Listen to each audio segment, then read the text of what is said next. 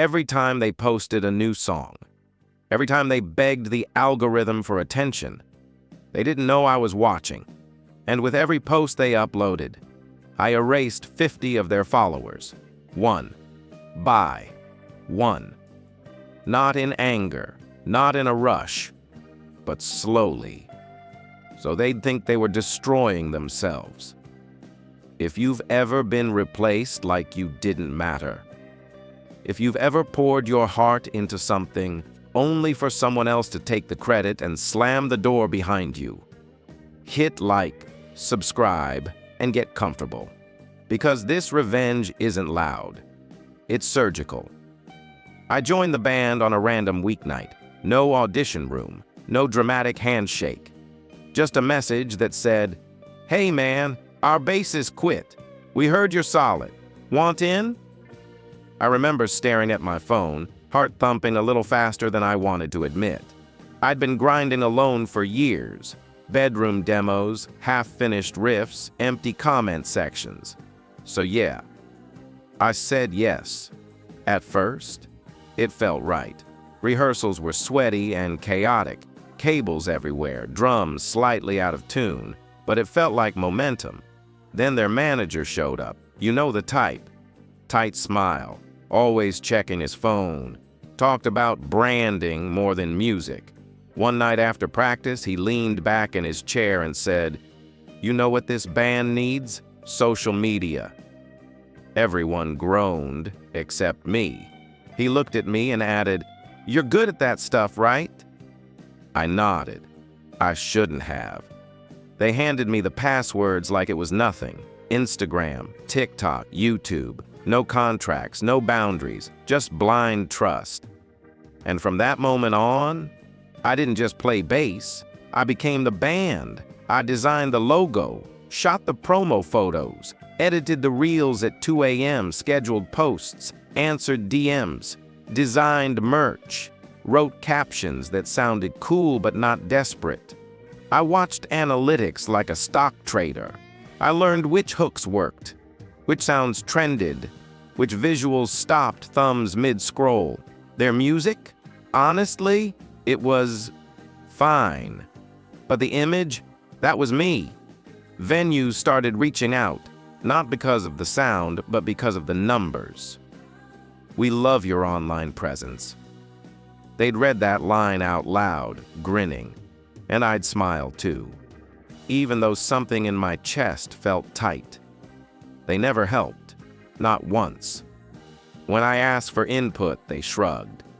When I asked for credit, they joked it off. So I did what creatives always do when they're undervalued. I worked harder. I even started writing songs, lyrics, bass lines, hooks they still use to this day.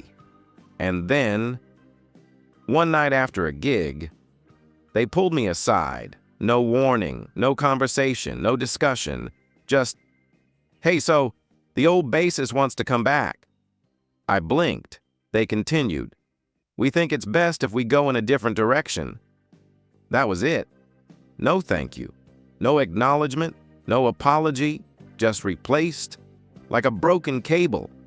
I walked home with my bass on my back, every step heavier than the last.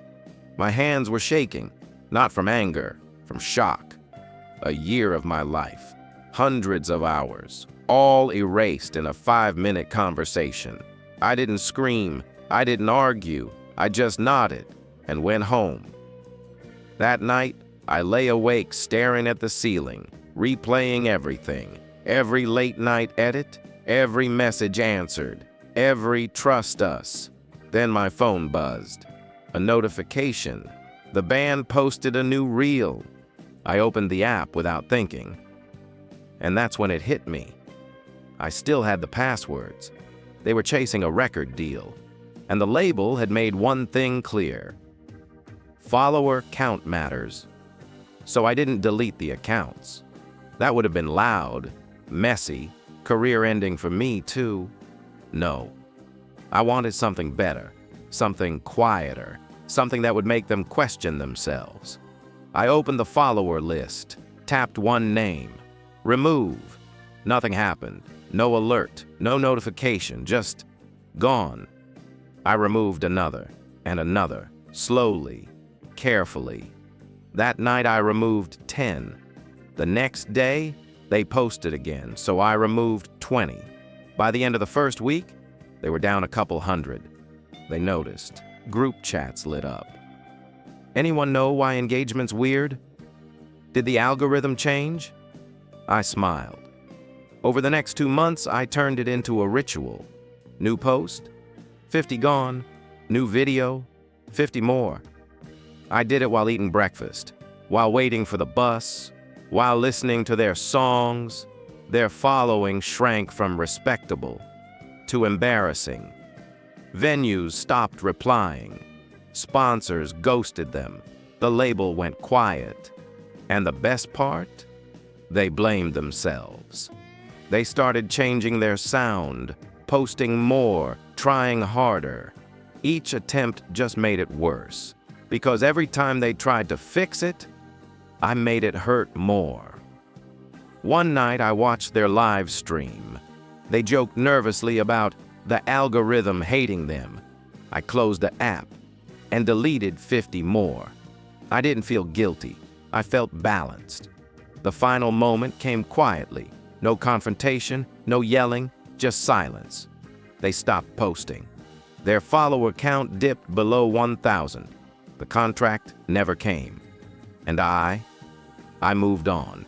New projects, new collaborators, people who credited me, paid me, respected me. Sometimes I still see their name pop up, and I scroll past, because the revenge already happened. They just never knew who pulled the lever.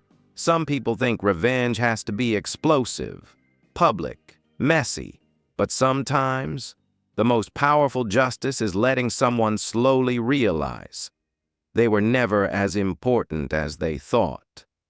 If this story gave you chills, smash that like button and tell us in the comments, what's the most satisfying revenge you've ever witnessed?